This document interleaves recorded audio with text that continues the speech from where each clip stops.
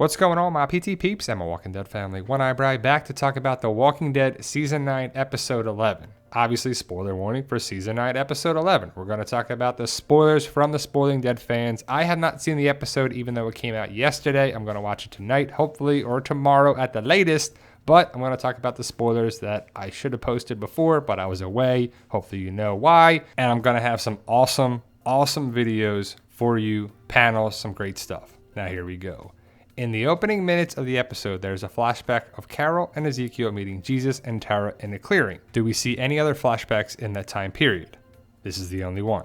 Opening minutes scene before the copyrights took it down, and we'll have the highlights right here. The scene is a flashback and takes place in a clearing sometime in the middle of the 6-year time gap. Carol, Ezekiel, and Jerry are waiting there for Jesus. He has risen and Tara to arrive. Jerry announces that he and Nabila are preggers. Preggo, up the pole, buzzed up. You get the point. When Tara and Jesus arrive, Tara delivers some kind of joint community charter document, think Constitution. Ezekiel is very proud to have this and treats it reverently, seeing he'll take care of it.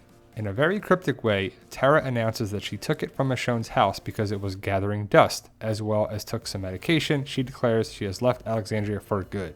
All this tells us is that something gnarly went down, and Michonne clearly has lost some best friends over it. But of course, this 3-minute snippet leaves us with more questions than answers. At least we get to see Lord Man Bun again.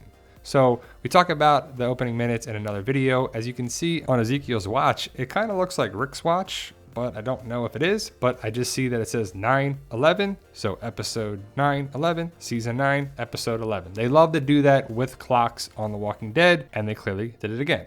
But I just love the opening minutes with Jerry and Ezekiel and Carol, and really Jerry telling everybody that Jerry is with Nabila and they're gonna have a baby. Will we see more than one baby? Maybe. Jerry? But I love the idea of them rebuilding for the future. Will it be pie in the sky, like Deanna said?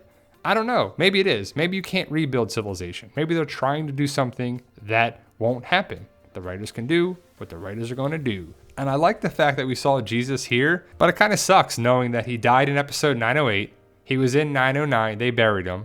And then in 9/11, we saw him again in a flashback. Are we going to see him again in another flashback in episode 914?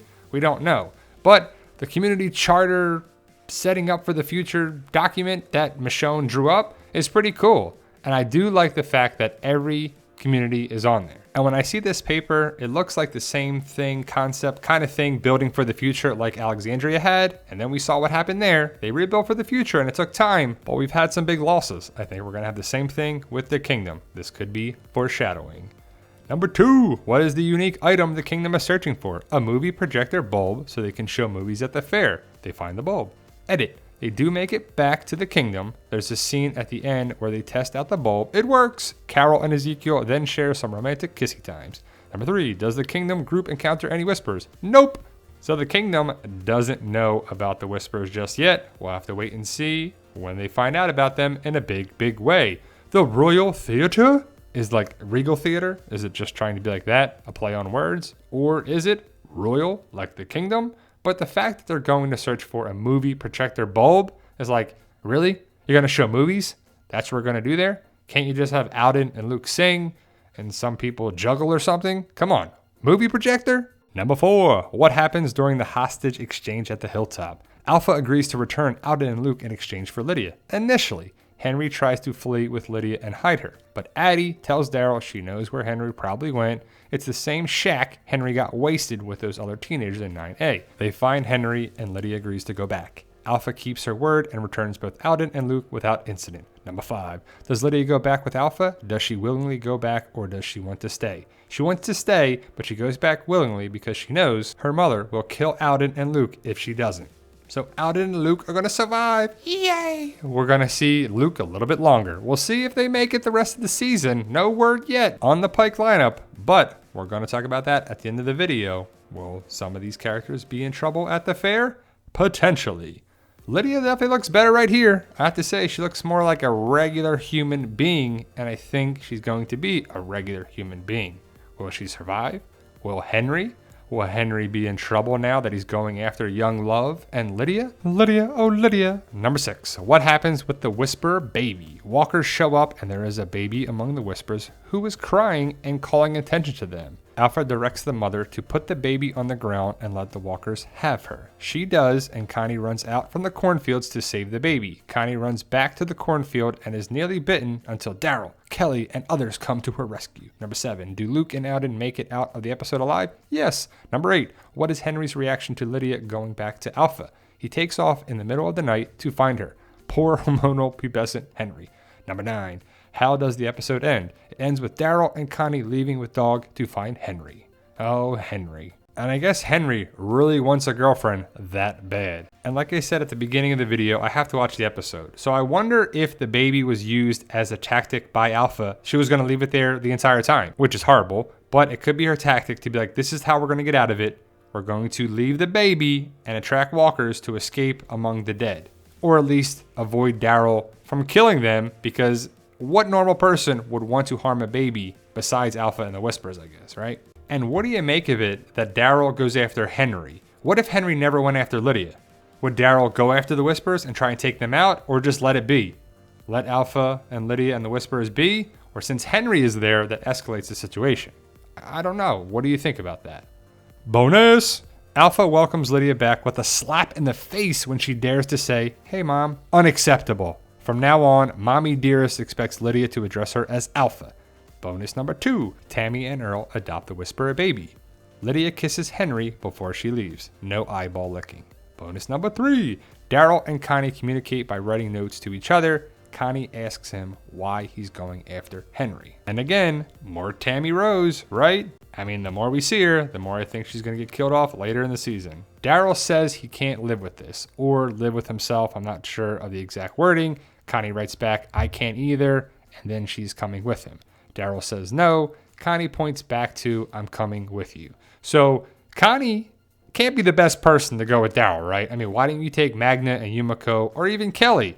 I think this is from the trailer, the 9B trailer. That's Henry, Lydia, and maybe Connie. And maybe Daryl is leading them. So maybe they get to him and they're trying to escape or something. I just see that as a possibility. Maybe Connie's with them. Or maybe not. Maybe it's someone else totally different. But now that I'm back on YouTube and I'm going to be here for a while, I want to talk about the symbol that Carol has on the piece of paper. And before I left, and now people are talking about it all over the place, I talked about it could be setting something up with the X scars. But it also could be that the person, it's like a stick figure, that it's a line with a V and it's missing the circle head. And it's kind of crazy that Ezekiel goes right past it. And again, I haven't seen the episode, but enough people are talking about it that I want to discuss it. That the symbol could mean that someone's going to get killed off. And the fact that Carol had that piece of paper is interesting. Now, I'm pretty sure that Carol's going to be safe because of her contract and everything there. But Ezekiel, from the comic stuff, so spoiler warning for the comic stuff, could be a victim of the Pike lineup. So they're going to do the Pike lineup in episode 915 into 916, or we'll see how it goes down. It's probably the finale. But if you look at the red line and the V symbol, it kind of looks like a stick figure, where the arms and the legs are there, even though there would be a body, and there's no circle head. If you know the Pike lineup, that's where the heads go, on Pikes. People lose their heads. So is that too obvious that Ezekiel is going to be a victim? Did they foreshadow it in season 8 with that creepy savior who said your head on a pike will do just fine? And if you follow this channel and probably a lot of different Walking Dead channels, you know that Ezekiel is one of the Pike lineup victims. So is Rosita, so is Luke, so is Tammy, so are a bunch of people that are still on the show. There's more people that have been killed off in the Pike lineup that were part of the comic death, but it could happen whoever's left, like Tammy Rose, Luke, Rosita, and Ezekiel, they could be picked. But I know for a fact that Kari Payton said on the Walker Stalker cruise, I saw it firsthand, that he does not want to leave the show.